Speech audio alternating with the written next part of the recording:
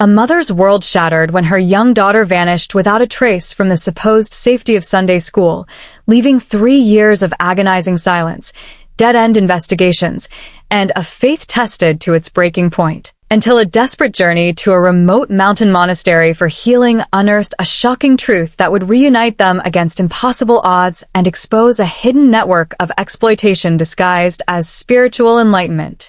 This is the inspiring tale of Claire Whitmore and her daughter Lily, a story of loss, relentless hope, and redemption that reminds us how, even in the darkest valleys of grief, the human spirit can climb toward light, much like English learners persist through confusing grammar and cultural idioms to reach fluent expression. What began as a search for inner peace in Colorado's misty peaks became a battle against deception, revealing that true healing often demands courage to question what seems sacred and to trust the quiet voice of a mother's heart.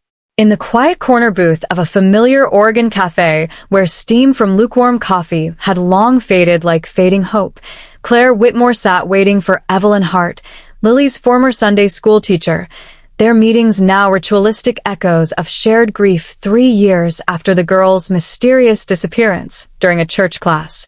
The weight of cold case status pressed heavily as Detective Morrison's call confirmed the shift, stirring Claire's bitterness toward prayers and community support that felt hollow after her daughter vanished from inside God's house, a place where safety should have been absolute.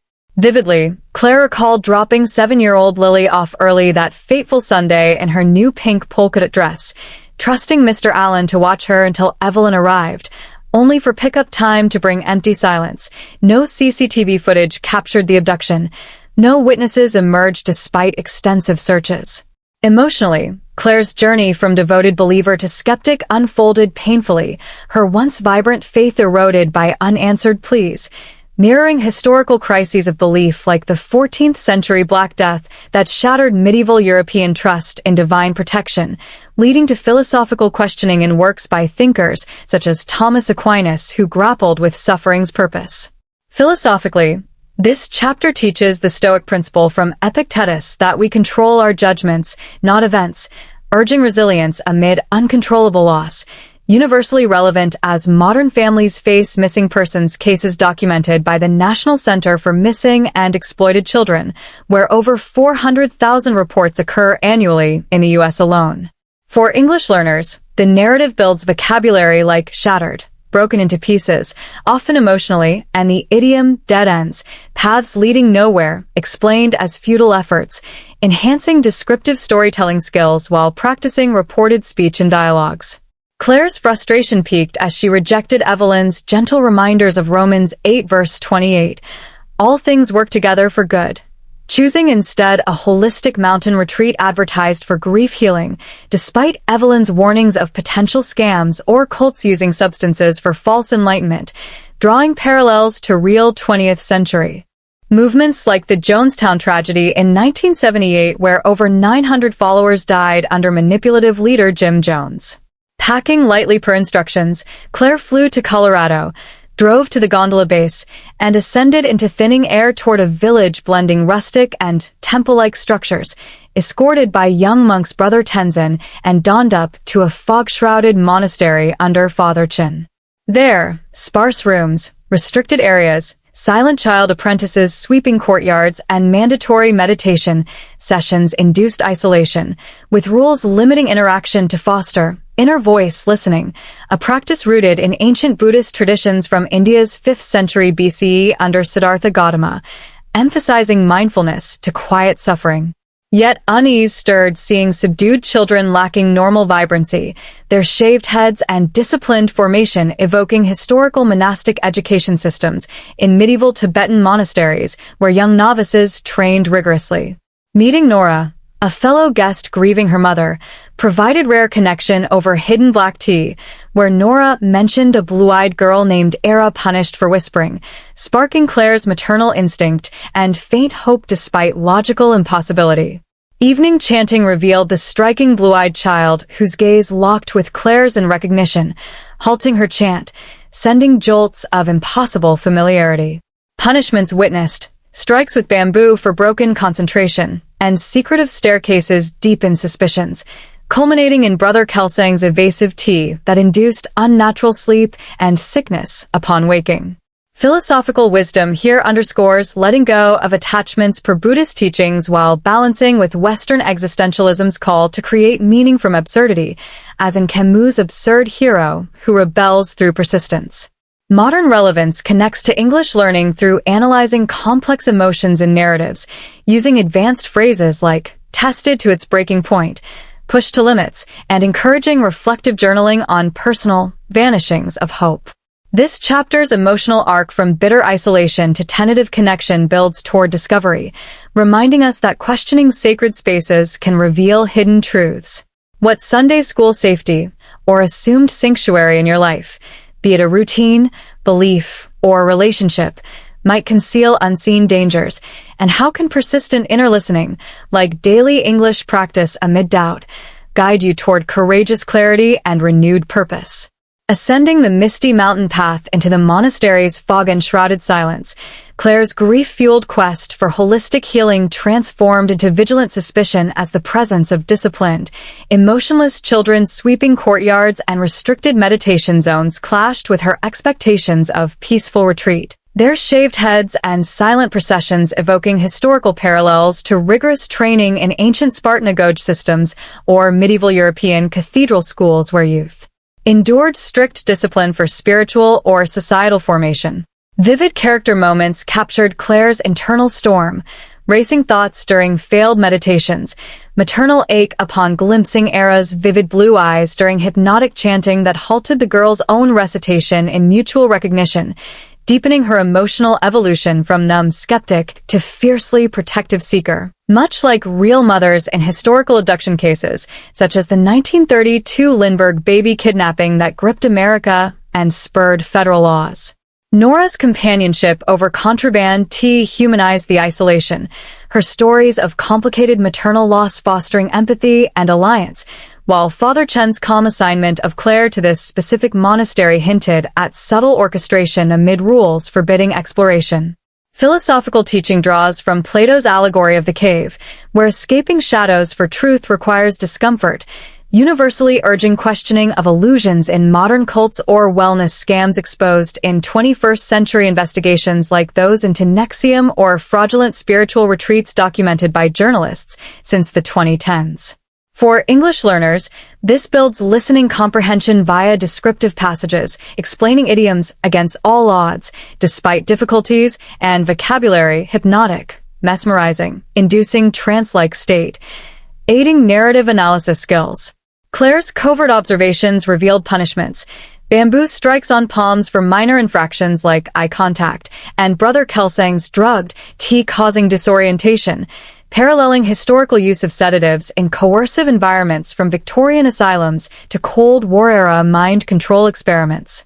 Dawn awakenings brought nausea and fragmented memories, propelling Claire and Nora to eavesdrop on conspirators plotting Father Chen's heart attack via poison and Era's removal, exposing the fake monastery as part of Alex Ram's trafficking network profiting from spiritual tourism by drugging and conditioning abducted children as authentic apprentices.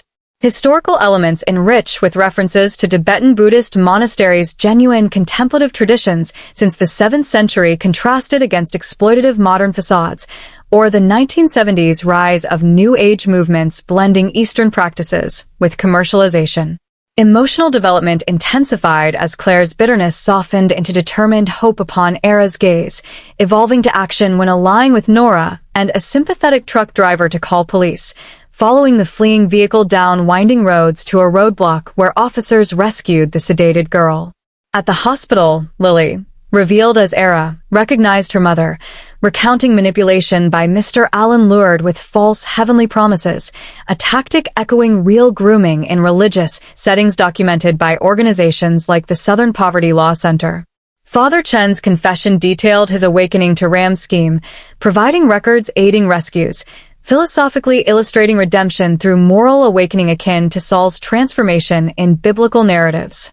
Universal wisdom emphasizes community vigilance and inner moral compass over blind trust, relevant today amid rising awareness of trafficking via apps and isolated retreats.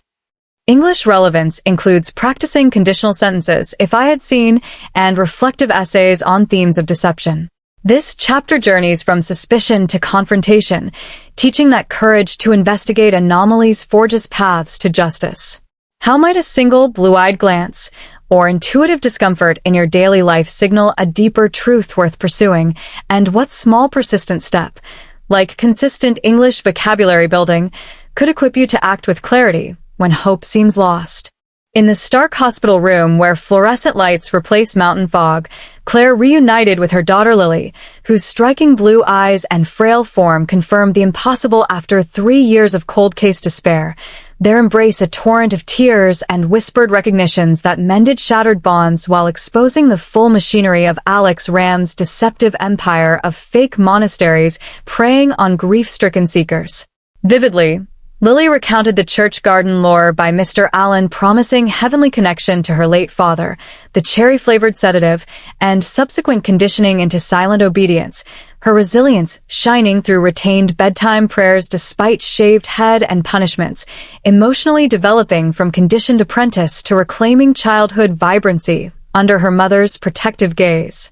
Nora's steadfast support and the truck driver's timely aid highlighted communal heroism, paralleling historical rescue networks like the Underground Railroad in 19th century America, where ordinary people defied systems to free the vulnerable. Philosophical teaching invokes Aristotelian ethics of virtue cultivated through habit, urging moral courage against exploitation, universally echoed in modern anti-trafficking efforts by groups like Polaris Project since 2002, combating an industry exploiting millions annually per ILO estimates. For English learners, the scene models emotional dialogue with advanced collocations like torrent of tears, overwhelming flow, and encourages summarizing plots to improve paraphrasing skills. Police interrogations uncovered Ram's global operation using drugged apprentices for profitable, authentic retreats, with Father Chen's hidden records accelerating arrests and rescues of dozens more children, historically akin to 1980s exposés of coercive cults like the Children of God. Claire's anger toward Mr. Allen softened upon learning his manipulation, fostering forgiveness as emotional growth, while planning therapy and church reconnection with Evelyn symbolized reclaiming faith on her terms. At the airport awaiting their flight home, Lily's request to resume singing and crafts marked healing dawn, her fuzz-growing hair a metaphor for renewal, philosophically teaching that identity persists beyond trauma, much like language fluency returns stronger after plateaus through deliberate practice. Universal wisdom lies in recognizing deception's disguises, whether spiritual scams or everyday manipulations, prompting vigilance rooted in love. Modern English ties include analyzing character arcs for essay writing and idioms full circle, returning enriched. This chapter transforms horror into hopeful reunion, illustrating resilience's power. What conditioned silence or suppressed voice in your own experiences deserves reclamation, and how can embracing supportive communities alongside daily reflective English practice illuminate your path to authentic healing and voice? Years unfolded as Claire and Lily rebuilt life in Oregon, the girls' therapy sessions unpacking monastery conditioning while soft blonde hair regrew alongside laughter and school friendships, their bond fortified by shared stories that turned trauma into advocacy. Joining support groups for missing children families and raising awareness about spiritual exploitation networks exposed in Ram's downfall through Father Chen's testimony leading to international arrests. Vivid moments included Evelyn's tearful reunion at church where Lily sang familiar hymns, evoking communal joy, and Claire's gradual faith reconciliation, not blind devotion but thoughtful integration, mirroring historical religious revivals like the 18th century Great Awakening in America, where personal experience renewed communal belief amid skepticism. Emotional development matured Claire from bitter isolation to empowered guardian, Lily from subdued apprentice to curious explorer, philosophically embodying Viktor Frankl's logotherapy, finding meaning in suffering, universally applicable as survivors of abuses like residential school systems in Canada, 19th to 20th centuries, or modern trafficking reclaimed narratives through education.